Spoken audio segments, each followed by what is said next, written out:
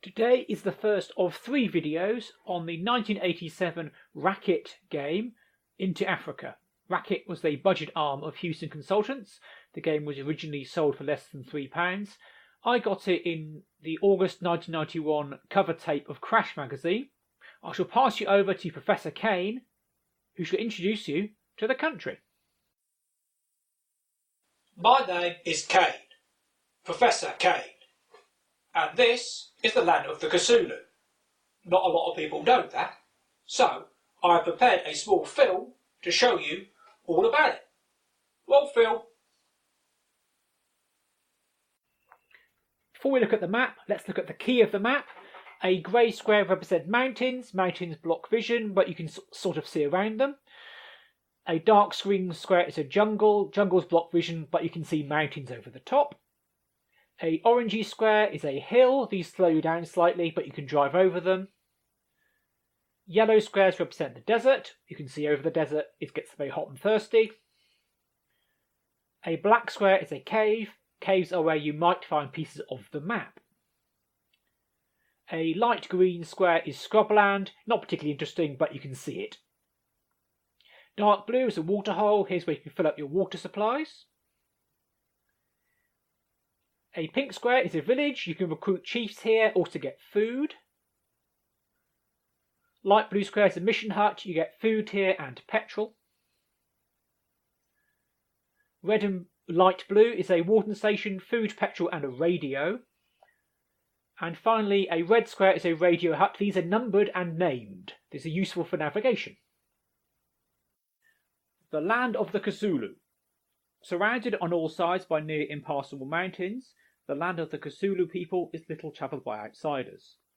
In the west of the country are endless deserts, only broken up by a small mountain range and the village of Juba nestled close by an oasis. The trackless wastes stretch halfway across the width of the country and are then replaced by rolling hills, within which can be found the village of Bura. A small jungle is followed by grasslands and the village of Suwazi. In the far northeast are more mountains and the village of Panga. A great mountain range separates the north of the country from the Great Plains of Umbura. These mountains are dotted with caves. The mountains finally falter to be replaced by dense forests and later on hills, within which you might find the villages of Buram and Buta.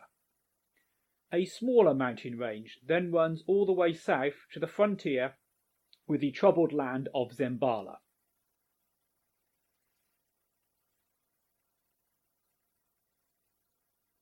From the far southwest corner of Cthulhu to the southeast, a traveller will have a hard path, crossing or circumventing 3 separate mountain ranges and an area of hills.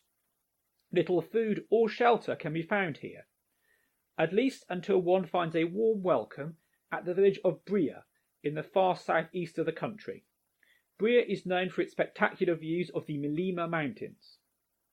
After sampling the delights of Tolodi cuisine, I was faced with the daunting task of crossing the great jungles, which are impassable to wheeled transport and infested with sleeping lions. There are many peaceful villages in the protection of the trees. The heart of the country is, of course, Cthulhu village itself. My base is to the north of the village on the other side of the hills, and the great chief has established one of his new warden stations on the southern side of the Lintaba range. This then is the land of Cthulhu, a land of rolling grasslands, majestic mountains, luxuriant jungles and silent deserts, a land where they bless the rains. It's going to take a lot to take me away from you.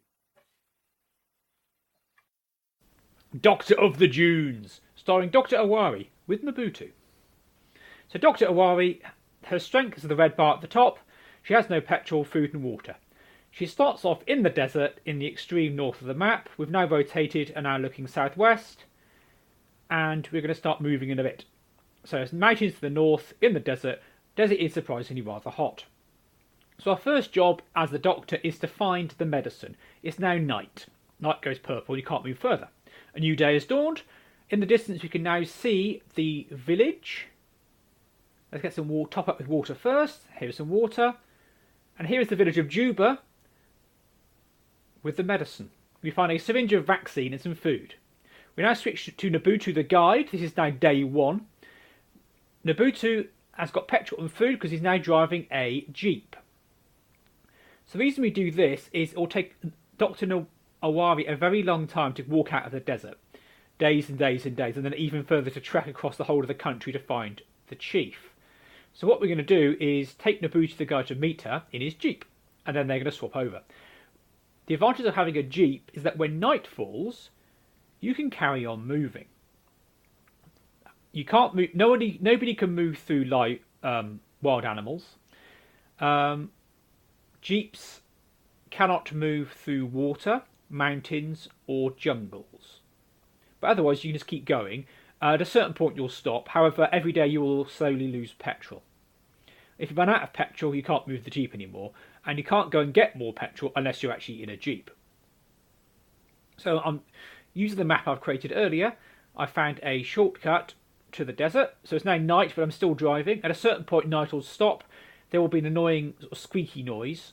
That means you can't move any further. So above, that's a warden's hut. Or that's a mission hut, sorry. There we are. And mission huts contain food and petrol. So there's a little gap in the jungle, which is useful. So we can drive through into the western plains. They have very strange keys. N, M, and space. That's all they use for all the keys. This is a warden station, which also has a radio. We're now in the desert, which is featureless. But there are some mountains to the north. Eventually we shall find, hopefully, Dr. Awari, before we run out of petrol and food. Once you run out of petrol, you can't have to abandon the jeep. Once you run out of food and water, your strength starts dropping. Once strength hits 0, you don't die, but can only move 1 space a turn. But there is the village. And the waterhole. And there's Dr. Awari waiting for us. So what we now do is switch to walking. And then change to Dr. Awari, take the jeep, and we now drive out. However, it only lets us move 1 space for some reason. I think it somehow knows that you've been driving the jeep all day, mate. You can't have it at dawn. So now switch to Dr. Awari, drive southeast to the desert. Night falls, you can keep driving. Otherwise this will be several days worth. We're now out of the desert already. Mountains ahead. We can't go through mountains. We can go around them. And there are the mountains. There is a water buffalo, perhaps, or a bison. I'm not quite sure. And there is the warden station where we got the petrol from earlier. So we're about 2 days left of petrol. We're now topped up our petrol, topped up our food. Ahead is some scrubland. There's the forest. There's a gap in the forest. It's all nice and peaceful so far. To the left is a radio hut. That's an ostrich. You can't drive through an ostrich. They don't like it. So we can hopefully get to this gap in the forest. Occasionally you find there are lovely gaps and there is a lion sitting there or something annoying, and then you can't drive through it. You have to go around, which can be very irritating. There's a rhino. Let's go around the rhino. Whenever you see something, you have to stop moving, go on to rotate 1 space to the left or the right, move forward, rotate back again, move forward, rotate again. It is rather fiddly, and I wish they hadn't done it. A similar game from 1984 was Lords of Midnight. This obviously was inspired by that. That had the rotate keys were numbers 1 to 8 on the keyboard. So that was basically your 8 compass directions, which is quite elegant and simple. I don't know why they didn't do this here. There's a rhino, mountains ahead. So when I first played this game, it took me days and days and days of playing. Eventually, I think I found the medicine, but not as the doctor. And even when I found the medicine, it wasn't until this year that I discovered where the chief was. And the chief is just in his village, which is named after him, or vice versa. Speaking of which, we're now approaching the village of the chief, who is the same sprite as all the other chiefs. Unfortunately, he's not a special sprite. He's there, and we now can move in, use the vaccine to heal Chief Kazulu, who is now a recruitable character. And that is us for today. Come back in part 2, where we'll go and get the golden mask. Caine unable. The pointless professor will bungle in the jungle. So the original cassette inlay says that there is a treasure map split into 10 pieces, and only Professor Caine can put together the map. This is also repeated in the Crash magazine instructions. Unfortunately, this is not correct. So here's Professor Caine. He's in his start location and he's in his jeep, and I'm going to show you one of the locations of the map to prove that this is just nonsense. So he's driving around in his little jeep. It's night time now. He's got a jeep he can keep driving.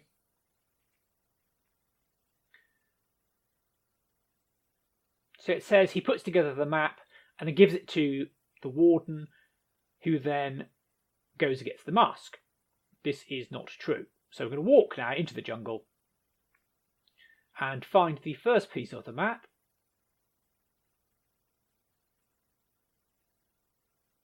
There's a gorilla. And here's a cave with a piece of the map. Excellent. Let's go get it. You move on to the square. Nothing happens. Check the map screen. There is no map. There is no map. Okay, maybe I've collected it anyway. And let's double check. No. Professor Caine is pointless.